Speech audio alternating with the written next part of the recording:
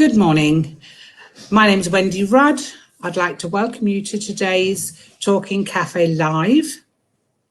I'm hoping that we are going live. I have one thumbs up. So to continue, today, we were told that this week was National Allotment Week. And you know, when you do word association, what does that bring to mind? Allotments, my chain of thoughts, or our chain of thoughts, obviously sprung to food, vegetables. And for me, that then played along the line of diabetes, as I'm a diabetic myself, type 2. And an idea was born. And here we are today discussing with you about diabetes, because it is one of those things where you're not feeling the impact, so you don't always behave. Guilty as charged. I'm really lucky today that I'm being joined by Angie Kinsey and Sharon Smith, who are health coaches at the Martock and South Petherton Surgery. And they have very kindly offered to come and answer some questions, do questions and answers with people. If your questions are a bit more personal, they'll give you information of how you can go direct to them. We're going to watch a video first that will really clarify about diabetes. But in the usual stance, I'm getting quite techno now and beginning to use all the facilities that are offered now in this production. And I'm going to do my usual poem for you. And it's Diabetes and Veggies. National Allotment Week means we celebrate all our veggies, even those we hate.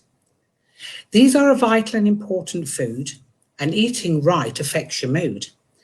If a diabetic you are, vegetables are more important by far. This insidious disease is not neat, as you must watch what you eat. Eat no carbs, no sugar or low fat. It's important that you do that.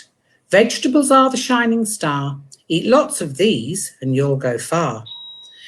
It helps to control your disease, so eat as much veg as you please. Diabetes symptoms do not show, but it delivers a nasty body blow. So come on, folks, get back in control and get those veggies in your bowl. So that was today's little poem.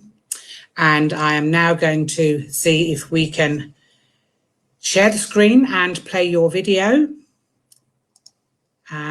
Let's just go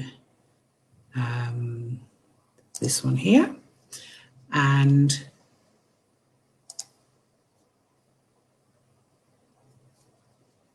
sorry to keep you waiting. I am hoping you can see the whole screen now.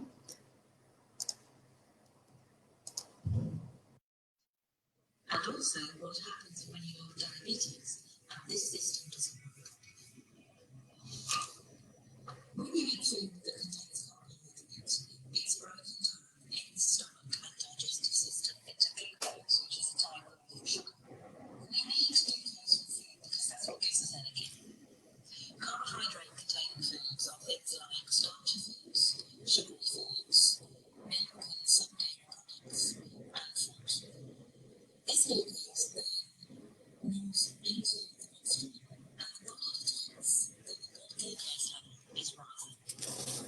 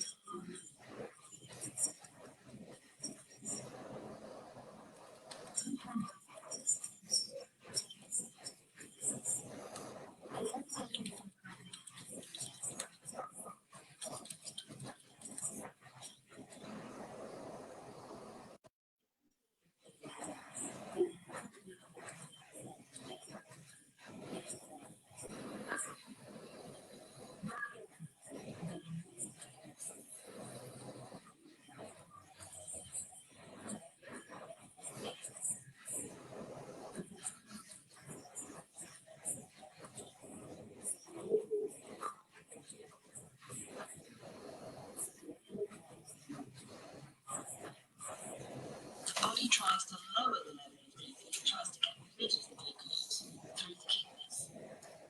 That's why people who are undiagnosed type 1 diabetes tend to go to the toilet a lot and have food.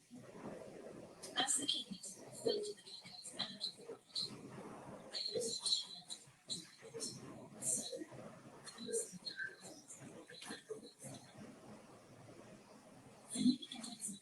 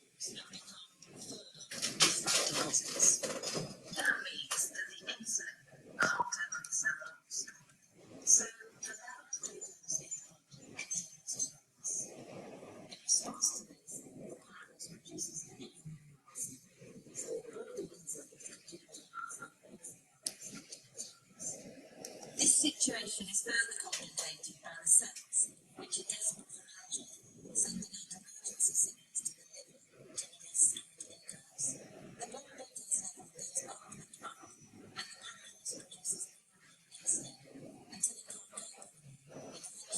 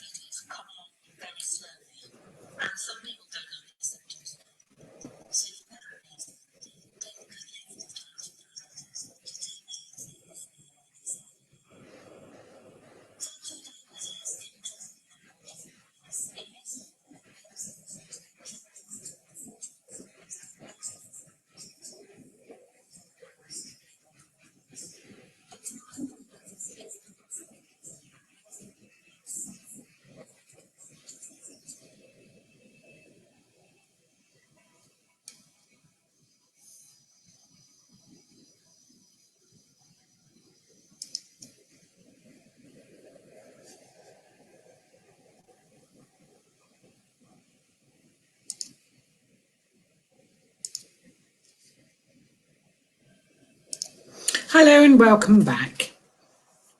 So that was a very informative video on diabetes to help people understand. I'm now going to ask Angie and Sharon to join us.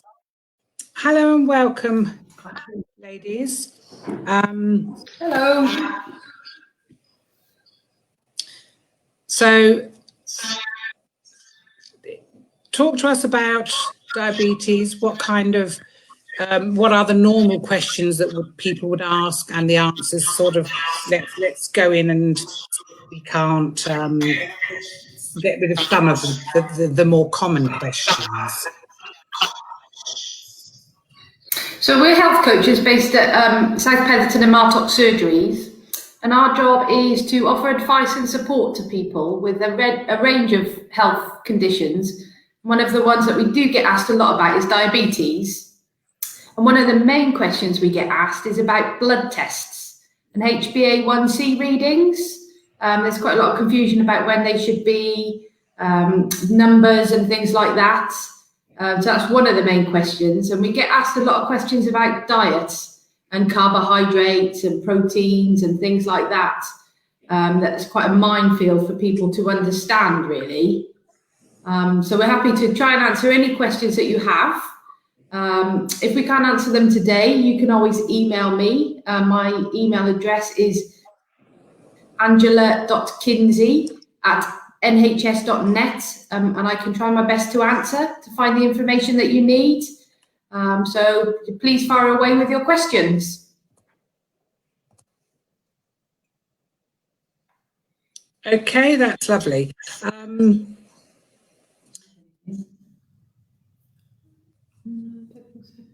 Anything else you think that they might like to? As I say, unfortunately, we don't seem to have many people on the comments. Okay. Feedback here somewhere. Bear with me. There we go. Better. Carbohydrates. Talk about carbohydrates. Yeah, there's no questions coming in. No. Oh. So I know we have Julia, who was watching us, and unfortunately, as the video was playing, I wasn't able to see the comments box. And there may have been a problem with the sound. What I can do, I'm getting an awful lot of feedback my end, so I'm hoping everybody's fine listening to us. If I just go into the address for the video and pop it up, address to watch the video is, there we go. So I've popped up the address in the comments box, so anybody who wants to watch the video can now. And unfortunately, someone's saying to me if I wear my headset, which unfortunately is upstairs. We don't seem to be getting questions coming through, unfortunately. However, the post after the Talking Cafe Live has finished, we are still taking comments and questions. We will get them to Angie and Sharon to answer for you. And I would like to thank the ladies for joining me today. And no doubt we'll come to you for other things in the future. But we'll have grown more accustomed to the system and know how to operate it a lot better as well. So thank you very much, Angie and Sharon. Thank you. Okay. The other thing I'd like to talk to you about is let me just pop this over here. It's not working. Is about diabetes and the weather. Because obviously the weather will have an impact. Bear with me. As you can see, I am still learning how to operate and use. So something I learned on this journey of looking into diabetes and talking to my colleagues, the health coaches and all, was that high temperatures and close humidity can have an influence on people with diabetes. Sitting in the sun for long periods can affect your diabetes because A, you're not moving, you're not as active as you would normally be, and it, by consequence, the blood sugar levels become higher than usual.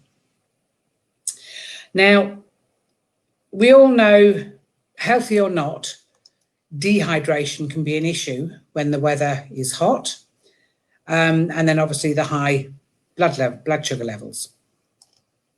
By increasing the amount of fluids you drink in hot weather and regularly drinking throughout the day will reduce the risk of dehydration.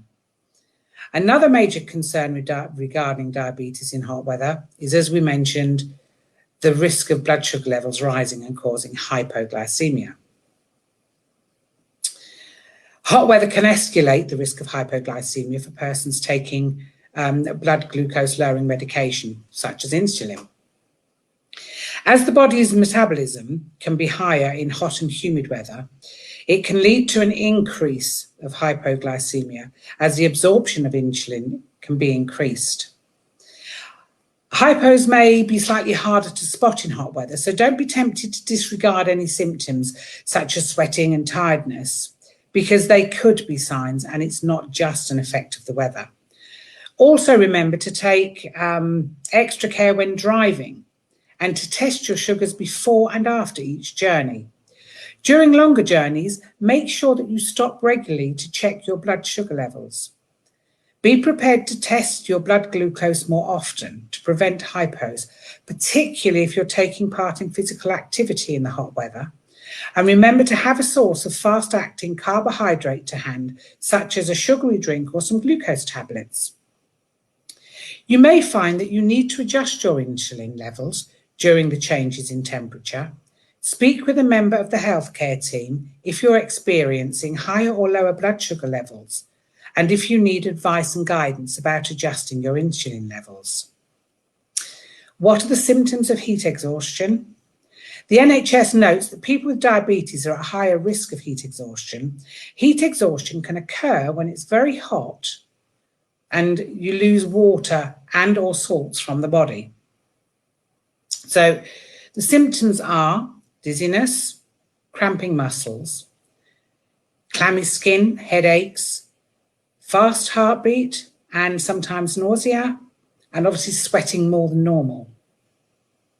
By resting away from the glare of the sun, and yes, drinking more water, you can avoid heat exhaustion. Now, what about carrying medicines in the hot weather? So, diabetics need to carry supplies such as insulin, and they need to be kept cool, which can be a problem on a hot day. However, you can get around this quite easily by keeping your medication away from direct sunlight and carrying cooling packs in which that keep the medicine cool. You can even buy purpose-built cooling wallets. I do know that if you go to the diabetics.co.uk, they actually have a shop, and they can be purchased from there. There will obviously be all the other diabetic links as well. Remember that your test strips can be sensitive to temperature too. So make sure that when you're testing your blood sugars, that you're in a cool, shaded place, and keep the test strips away from direct sunlight. And obviously, no need to say that obviously you need to wash your hands, have them clean, etc. So, talking of hydration, everybody, obviously in this hot and humid weather we're having at the moment, needs to keep hydrated. And as such, the CCS have now their own little water bottles, which we're giving away free. All village and community, all agents have been given some. And it's obviously limited supplies, but if you see your village agent, do ask them, do you have any water bottles? With which we are then obviously giving the keeping hydrated leaflets as well. So there we are, a little unexpected plug. And as I say, the nice thing about the bottle, to be fair, is the fact that it has the straw. So you don't need to tip it up.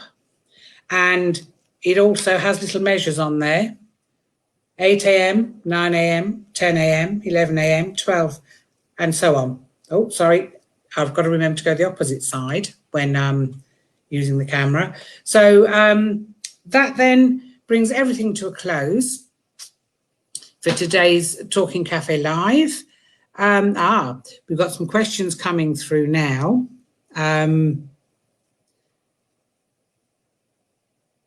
Yep, the feedback stopped when the guests left. There we go. So I'd like to thank you all, everybody that's taken the time to watch.